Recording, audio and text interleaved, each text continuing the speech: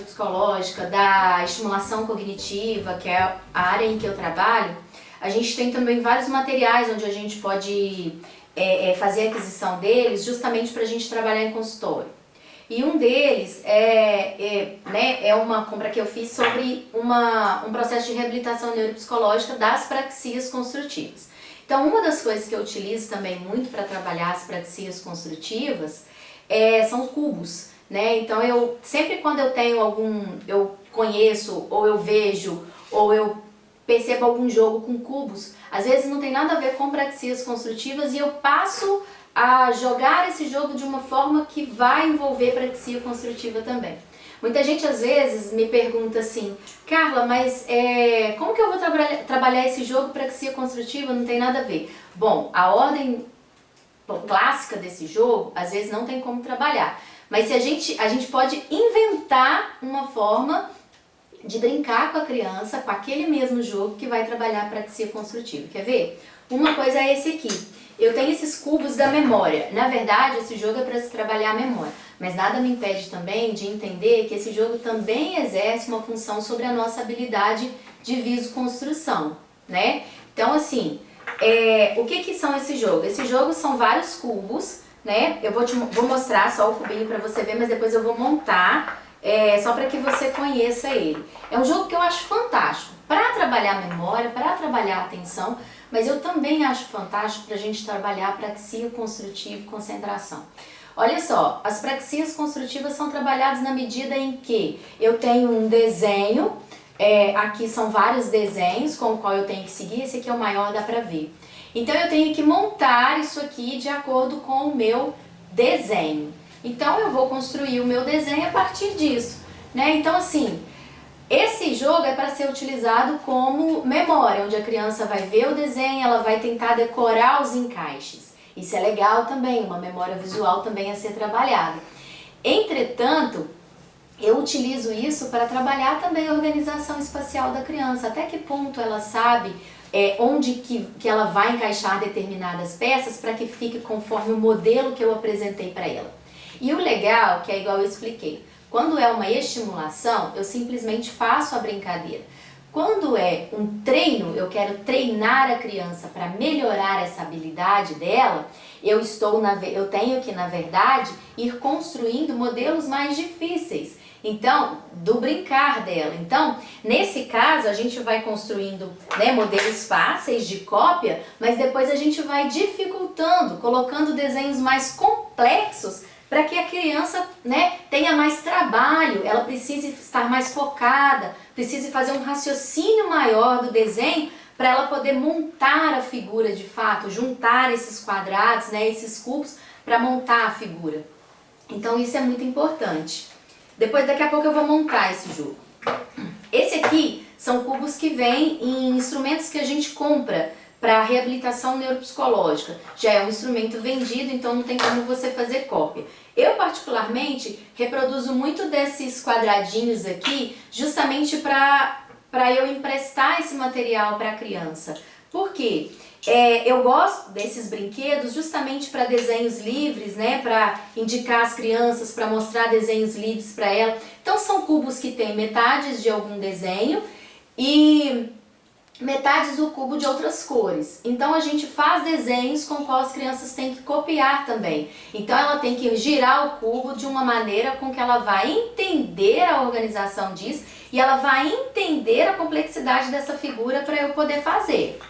Bom, aqui nessa brincadeira, né, com os cubos, já é uma brincadeira que a gente adquire, na verdade, que foi, né, um programa que eu comprei. Mas na verdade esses cubos eu estou sempre reproduzindo aqui na clínica. Eu tenho cubos de várias cores aqui na clínica, justamente porque eu adoro inventar brinquedo. Então, simplesmente quando eu conheço um brinquedo que ele está desenvolvendo uma habilidade visoconstrutiva da criança e eu consigo desenvolver com ela vários níveis de complexidade dessa figura, eu costumo fazer outros brinquedos para poder ir melhorando cada vez mais esse treino cognitivo da criança. Então olha só, a gente vai apresentando os modelos de cópia, aqui no caso está o azul, mas a criança pode trocar para o vermelho, e aí ela vai fazendo a cópia. Como eu tenho lados mistos e eu tenho lados de cores, ela vai fazendo a cópia da figura. Nesse caso, ela vai colocar e ela vai utilizar somente 4. E aí ela vai colocar e vai fazer a cópia da figura dela. E nisso eu vou criando figuras mais complexas, diversificando também as figuras, né? Justamente para que ela possa compreender e me mostrar a compreensão e ir trabalhando a compreensão dos desenhos, né? Olha só, e aí eu vou criando vários objetos com o qual ela vai fazendo para ela poder criar as figuras. E cada nível desse, o que a gente quer? A gente quer fazer um treinamento cognitivo, a gente quer fazer um treinamento dessas praxias construtivas. E treinar a criança é ir dificultando o raciocínio dela mesma, de forma a potencializar os ganhos nessa habilidade que a gente quer estimular. Então a gente pode utilizar isso, esses cubos, por exemplo, eu faço desenhos até 20 peças com elas. Eu começo com 4 peças para que elas entendam a dinâmica da atividade, depois eu vou para 6 peças, vou para 8 peças e eu chego a 20 peças com essa criança.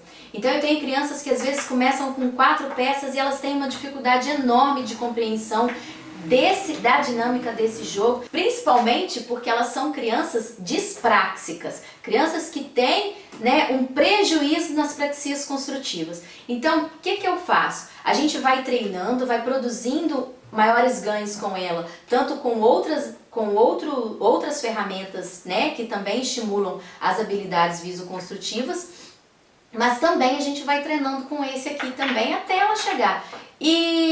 E assim, o treinamento faz com que a estimulação aconteça. E acontecendo, os ganhos da criança são grandes e visíveis. E a gente consegue ver através da quantidade de cubos que ela é capaz de montar depois que isso acontece.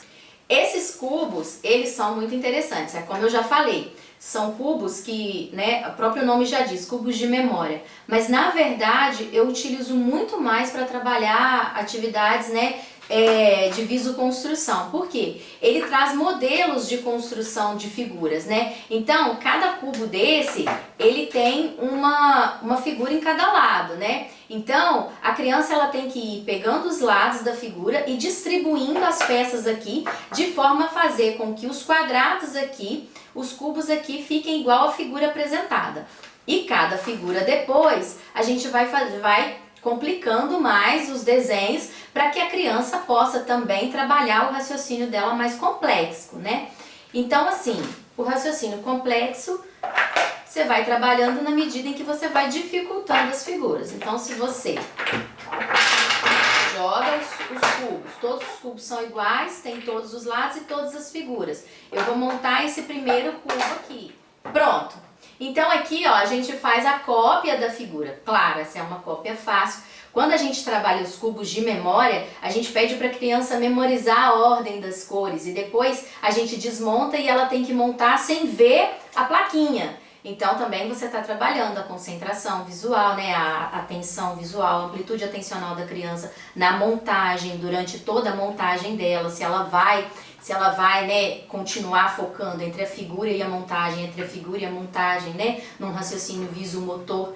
Então, assim, o que a gente tem para dizer é que esses materiais são vendidos, né? É lógico, se você quiser fabricar, também pode. Você pode colocar com cores, você pode colocar com fotos de pessoas da família. Eu adoro inventar jogo, então, assim, os cubos dão uma margem aí pra gente inventar um monte de coisas, né? Você pode inventar os cubos, cada lado ser um número, ou você pode inventar os cubos, cada lado sendo uma cor, ou cada lado sendo a foto de alguém da família, ou cada lado sendo qualquer outra coisa que você quiser, ou com imagens que a criança goste, para estimulá-la nessa montagem, né?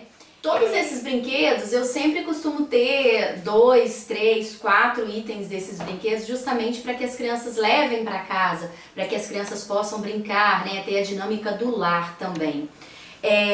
A gente costuma ter aqui na clínica também, até mesmo para vender para a família que se interessa até em trabalhar muito mais com isso com as crianças e com as outras crianças da casa também. Então, assim, esse é um jogo que talvez pode ser comprado na internet, não sei. Eu normalmente compro né, quando eu vou em congresso. E esse aqui, na verdade, não tem como você adquirir porque são materiais de uso de reabilitação neuropsicológica mesmo. Então, assim, a gente tem ferramentas também para trabalhar em consultório e essa é uma delas. Mas nada te impede também, né, de inventar uma brincadeira. Entendendo esse processo de praxia construtiva, você pode inventar sua brincadeira aí com seu filho e construir seu cubo da maneira como você preferir.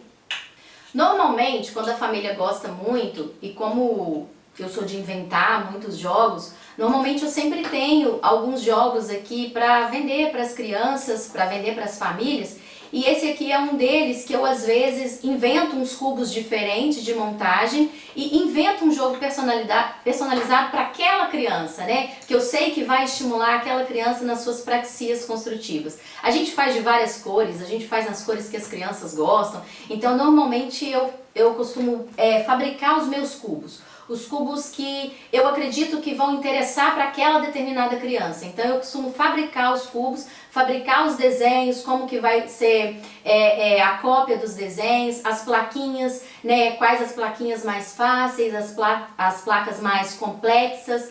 Então a gente acaba fazendo esse material para os meus pacientes e para qualquer outra criança que a família se interessar em trabalhar as praxias construtivas. Como que você vê que uma criança é dispráxica ou que uma criança tem uma dificuldade ou ainda não desenvolveu essas habilidades de praxia construtiva? Quando ela te demonstra que não entende a figura, quando ela te demonstra que ela não entende encaixe de partes, né? Quando ela te demonstra que ela não entende organização espacial. Então isso você precisa trabalhar, porque ao longo da vida dela ela vai precisar disso de várias formas, generalizando aí para outras funções de vida. E esse é o início de tudo, esse é o início de um ganho de uma habilidade. Então ela precisa ser estimulada, ela precisa ser treinada para que ela possa ter essa reserva, né? Essa reserva cognitiva de habilidades práxicas.